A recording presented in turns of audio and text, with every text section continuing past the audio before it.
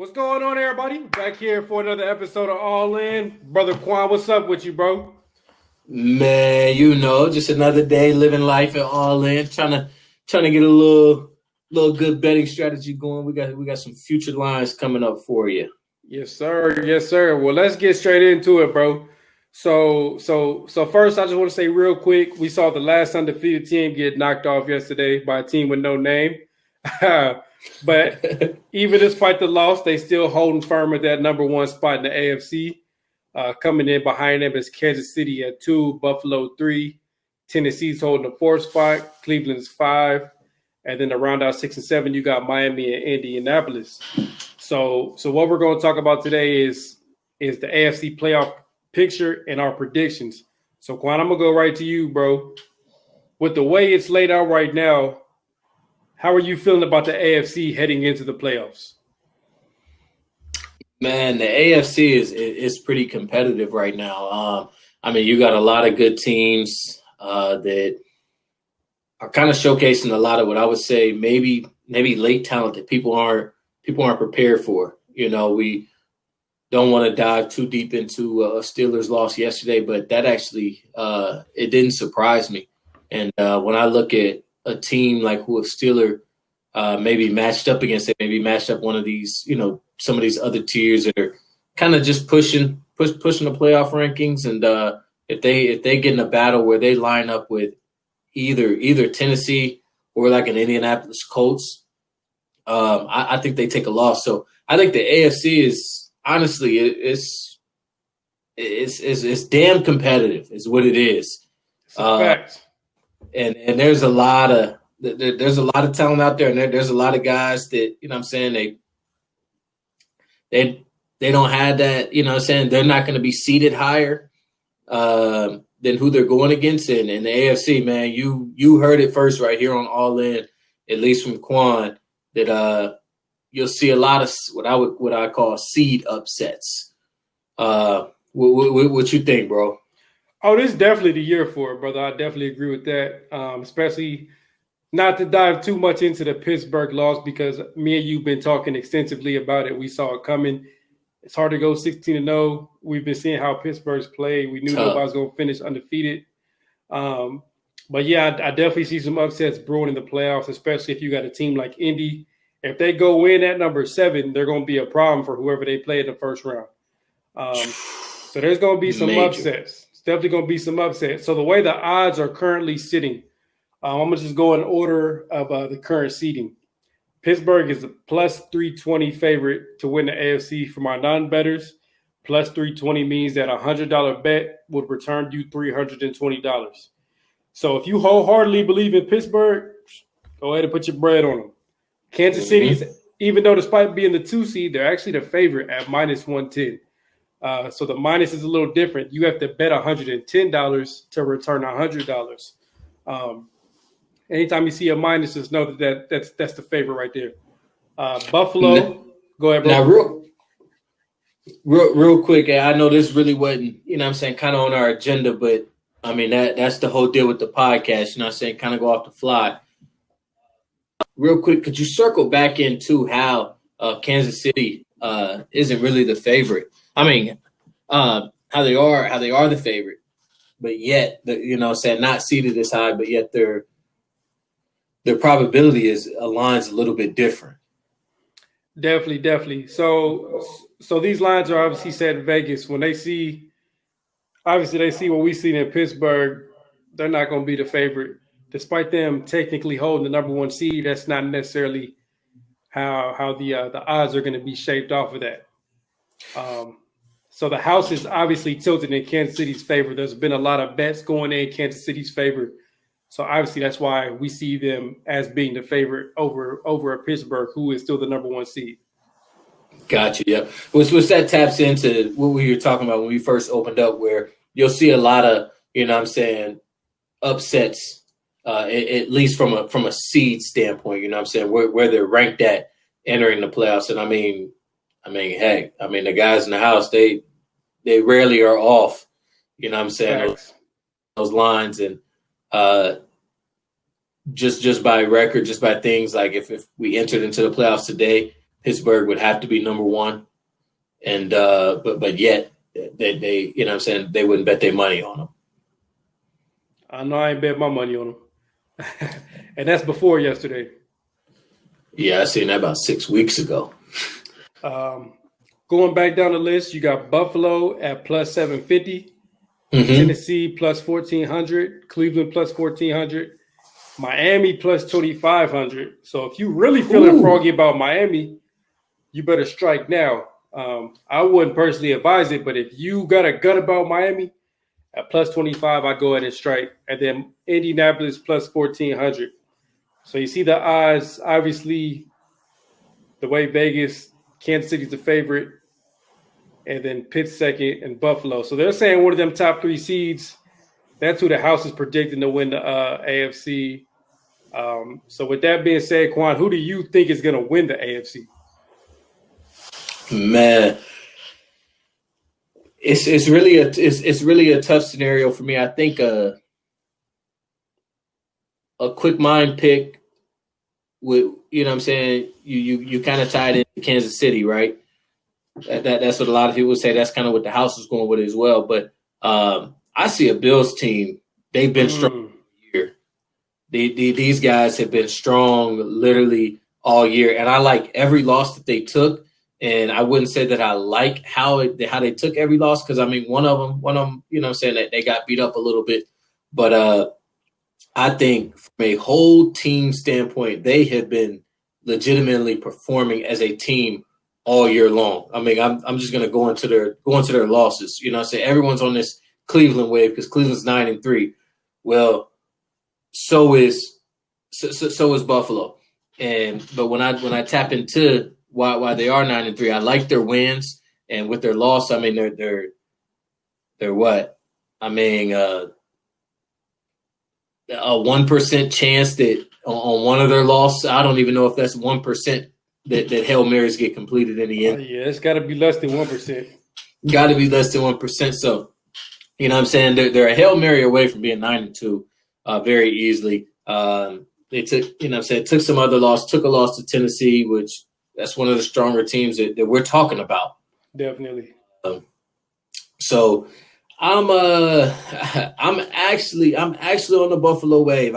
And maybe a little bit even biased, even more from last night. I love the chemistry that went on on the receiving end yesterday. But more importantly, I like the quarterback play. The quarterback play was by far outstanding, and I just see a team continue to progress. So you know what I'm saying, I'm calling Kansas City out, man. I'm with Buffalo. Hey, Josh Allen, he's growing up right in front of our eyes. He's picked up on the turnovers from the past 2 years. Watching the game last night, you could just see he's feeling himself in a good way. He's in that pocket, man. He's hanging tough. He's putting balls in tight windows. He's getting it out quick. He's trusting his receivers down the field. He's got a stud in Diggs. He's got Cole Beasley out there looking like a Pro Bowler. You know what I'm saying? I like what I'm seeing from Allen, man. Even despite that, I like what I'm seeing from Buffalo too. I just don't see anybody beating Kansas City. I think they are a matchup nightmare for most teams in the league when you look at their speed. Obviously, Tyreek Hill, McCole Hardman, even guys like Byron Pringle, Demarcus Robinson, you know, those are guys that can get down the field. And if you try to take that away, guess who you're leaving underneath? You're leaving 87, Travis Kelce underneath. And as long as 15 is your quarterback, it's hard to beat a team like that. You know, the recipe. Yeah, you're in good hands. The recipe to beating that team is going to have to be, you know, it's not going to be a team like Pittsburgh who has no running game. You know, when Big Ben's throwing the ball 50 times a game, that's not going to beat Kansas City. You got to keep 15 on the field as much as possible. You got to control the clock, control the tempo, keep that offense off the field. There's only a couple of teams I think are built to do that. I think Tennessee's built to do it, but I still think they fall short. But this sleeper for me, they're giving me some major Miami Heat vibes. And just a real side note, I called Miami Heat going to the NBA Finals. You could ask Keith and Tyree. I told both of them before the playoffs started Miami was going to the finals. but Indianapolis Colts are giving me some Miami Heat vibes. And this is a Got good it. comparison. Phillip Rivers is like the Jimmy Butler. Yeah. Darius Leonard's like the Bam Adebayo. You got the vet with all this young talent around him. And they're winning ball games. They're not always winning pretty, but they're finishing some ball games against some really good football teams. And if anybody beats KC, I would personally put my money on Indianapolis. Like I said, the styles make the matchups. I think the way they play football, they're coached well. You got a vet guy in Phillip Rivers, who, I mean, he's a gunslinger. He's confident. He throws the ball great anticipation. He knows what his strengths and limitations are, and I think that's what makes him such a great quarterback. And then, the defense hasn't been as strong over the past couple of weeks.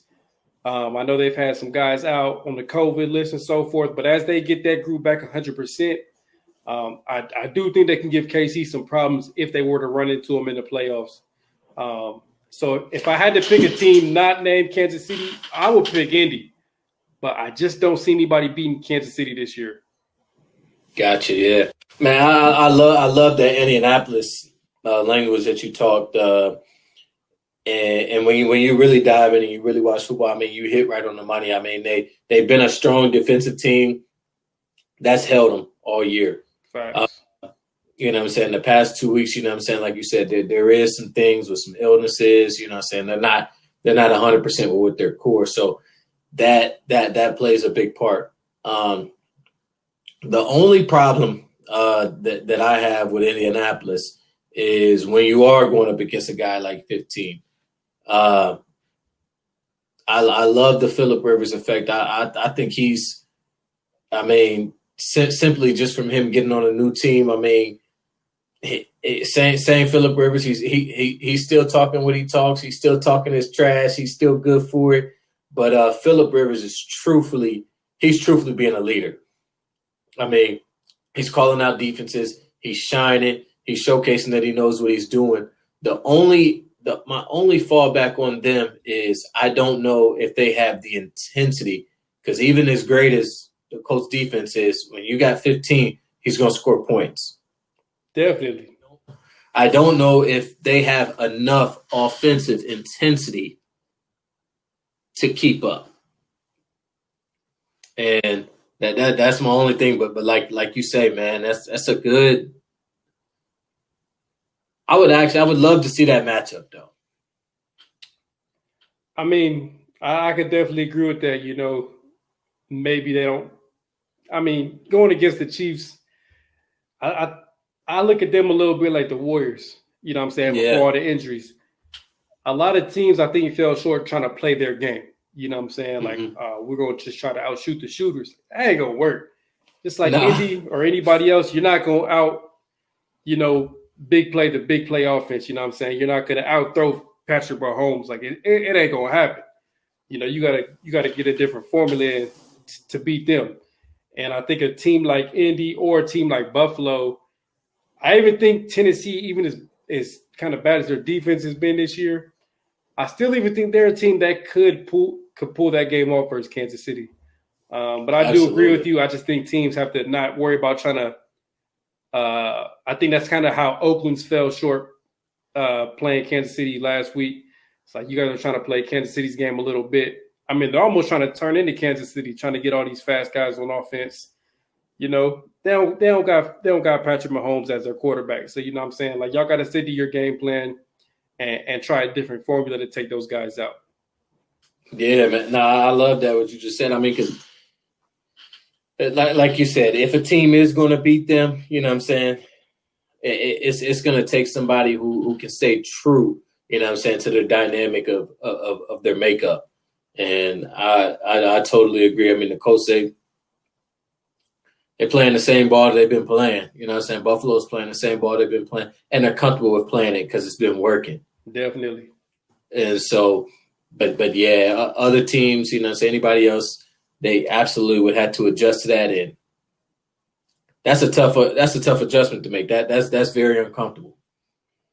It definitely is, man. It definitely is. But, we still got 4 games left in the regular season. Got to see how things shape up. We got some really key matchups coming up. To my Pittsburgh fans out there, if y'all thought yesterday was rough, just know that y'all still got to play Buffalo and Indy. And y'all got to play Cleveland again. As much as we all kind of want to sit here and, kind of stop the hype train on Cleveland, there's still a 9-3 team. Can't take that away from them. They just put a whooping on the Titans. You know what I'm saying? So you got to go into that game and take it seriously. You got 3 of their last 4 games are really tough ball games. So a lot of football left to be played and a lot of meaningful football left to be played, which is great for us as fans. So we're definitely going to check back in because there's still some wild card teams we got to talk about here later this week. Still some teams in the hunt. So we're going to tap back in with that later this week. But you heard it here first. For teams not named Kansas City, I'm putting my money on Indy. Quan's got his money on Buffalo. We're all in that way, and we're going to just watch and see how the rest of this season unfolds. Absolutely, man. We're all in. That's a lot of good information to be all in. But tune back in. We got some exciting games this weekend, a lot of meaningful games as we come to the playoff crunch. We're going to have some good combos.